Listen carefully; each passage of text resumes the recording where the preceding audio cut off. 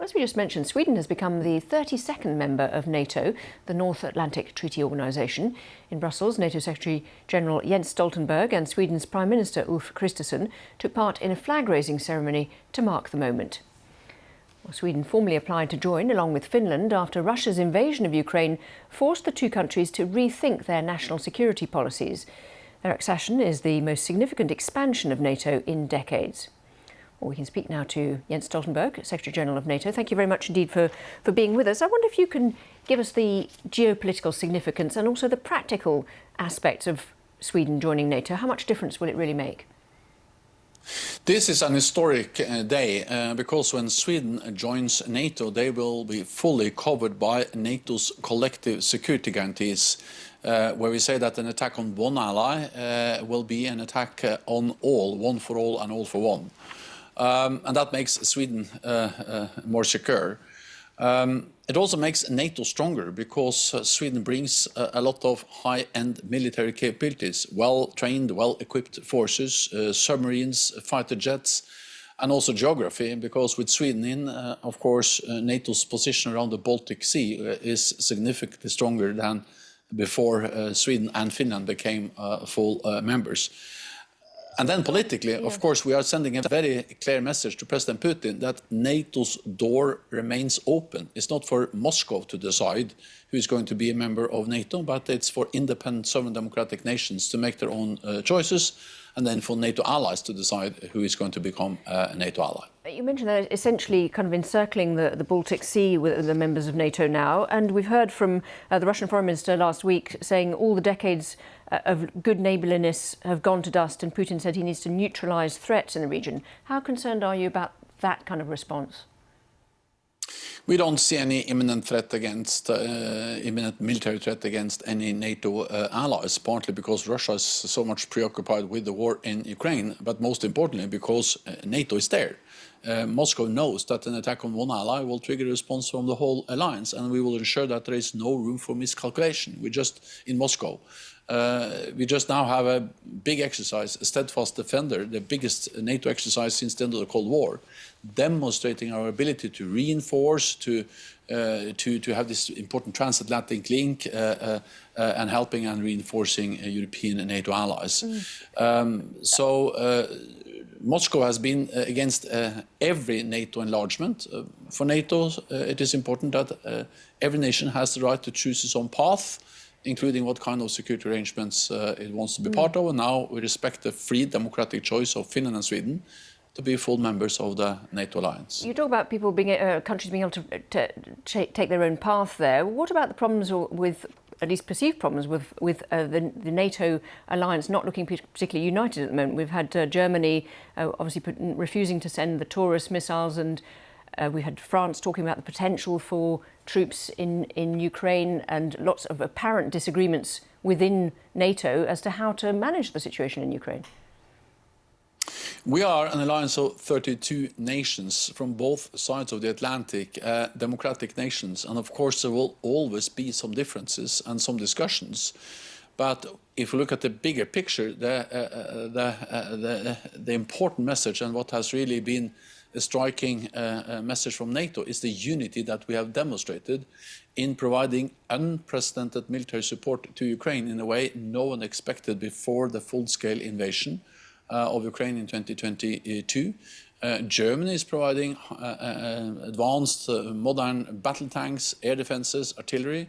The UK is leading the way, not least on cruise missiles, but also many other types of important military support to Ukraine. So if you put all allies together, we are now providing unprecedented military support to Ukraine, and I'm confident that that will continue. Do you personally think that Germany should be sending longer range missiles as well? I will not give public specific advice to NATO allies on exactly what kind of weapon systems they should provide. I welcome that Germany is already providing a wide range of advanced systems, air defense, battle tanks. But I also welcome that the United Kingdom for some months now have provided the long-range cruise missiles, the Storm Shadows. France are delivering similar types of cruise missiles to Ukraine. And then a big group of allies have now gone together in providing F-16 fighter jets to Ukraine. So different types of weapons, but long-range advanced systems that can help Ukraine defend themselves against Russia's aggression. How worried are you about the blocking of future aid to Ukraine within the US Congress?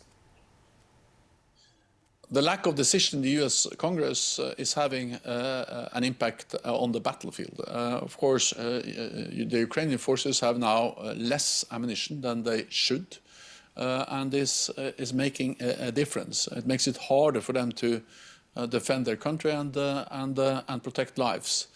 I welcome that European allies, the United Kingdom, many other allies have stepped up. Sweden, that joined NATO today, have launched the biggest package ever from Sweden to Ukraine.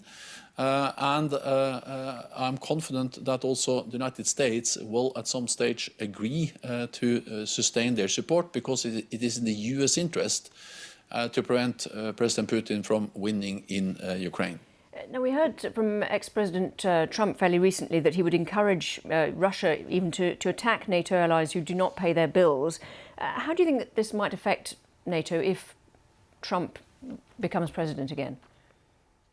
So I expect that regardless of the outcome of the US elections, the US will remain a staunch NATO ally, because a strong NATO is not only good for Europe, it's also good for the United States. Together, we represent 50% of the world's military might, and the United States has in NATO something that no other major power has, and that is 31 friends and allies. It makes also the United States stronger. Second, there is a broad bipartisan support for NATO in the US Congress and in the US public based on opinion polls.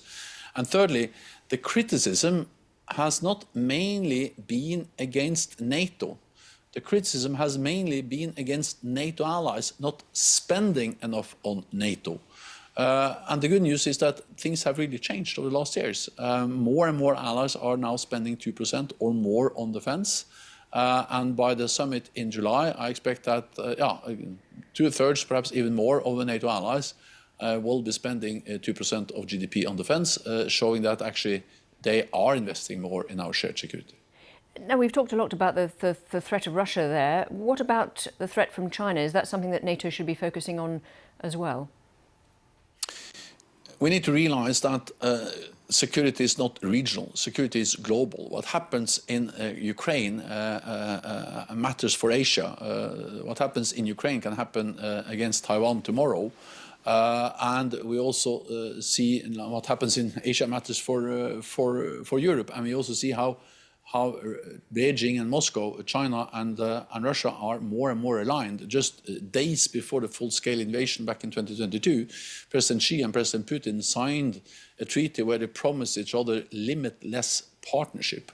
We see how China is propping up the Russian economy, and how Russia is more and more dependent on China. So these are two sides of the same challenge.